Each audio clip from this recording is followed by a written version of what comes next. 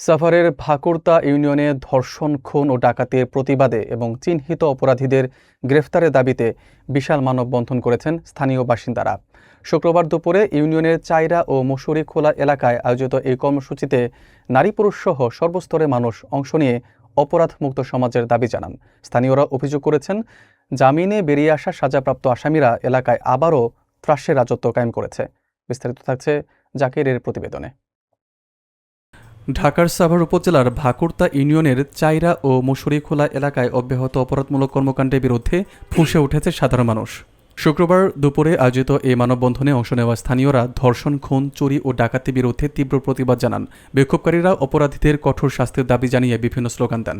বক্তারা অভিযোগ করেন, স্থানীয় কুখ্যাত সন্ত্রাসী মানিকের দুই ছেলে নবীর ও সুমন এলাকায় দীর্ঘদিন ধরে ত্রাসের সৃষ্টি করে সাধারণ মানুষের নিরাপত্তাকে চরম ঝুঁকিতে ফেলেছে।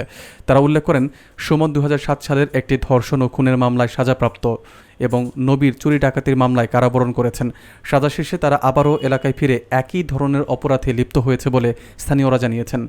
মানববন্ধনে বক্তারা ক্ষোভ প্রকাশ করে বলেন, অভিযুক্তদের বিরুদ্ধে বারবার অভিযোগ জানানো সত্ত্বেও কোনো কার্যকর ব্যবস্থা গ্রহণ করা হয়নি। তারা আইনশৃঙ্খলা বাহিনীর প্রতি বিশেষ দৃষ্টি আকর্ষণ করেন এবং দ্রুত অভিযানের মাধ্যমে অপরাধীদের গ্রেপ্তার করে এলাকায় স্থায়ী নিরাপত্তা নিশ্চিত করার দাবি জানান।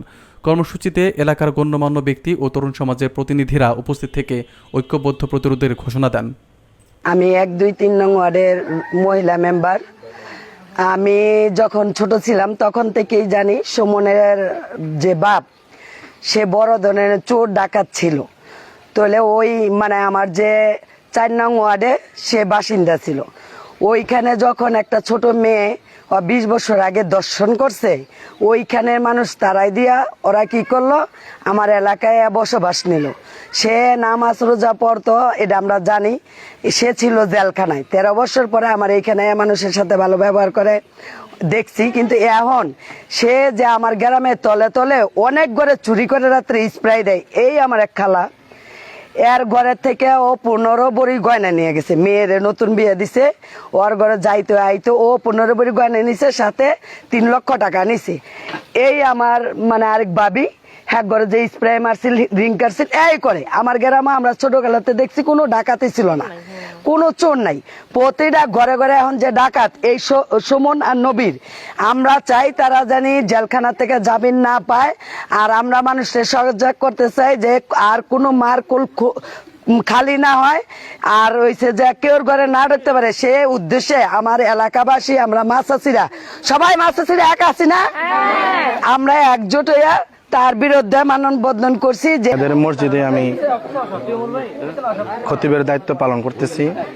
সে আমার পিছনে নামাজ পড়তো 5 ওয়াক্ত। হ্যাঁ, ভালো লোক আমি জানতাম, কিন্তু তার ভিতরে যে এরকম শয়তানি আমি জানতাম না।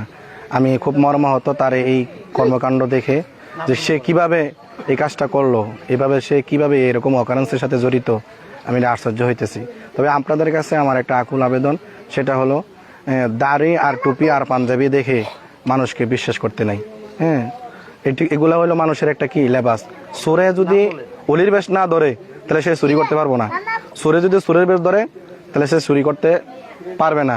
সুরে ধরো অলির বেশ। এখন আমরা সারা বাংলাদেশে একজন দাড়ি আর টুপিওয়ালা যদি কোনো অকারেন্সের মধ্যে জড়িত হয়, তখন আমরা ঢালাওভাবে সবাই কি বলি, খারাপ বলি, কিন্তু এটা ঠিক না। কিন্তু সে আমার পিছনে নামাজ পড়ছে, 5 ওয়াক্ত নামাজ পড়তো, জিজ্ঞাসা করতো এবং চরমনেও যাইতো, কিন্তু সে যে এরকম কাজ করব আমি জীবনে কল্পনা করি নাই।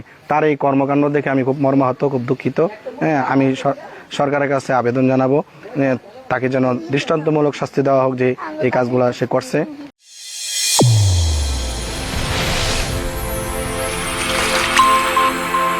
চ্যানেল A1 হৃদয়ের স্পন্দন।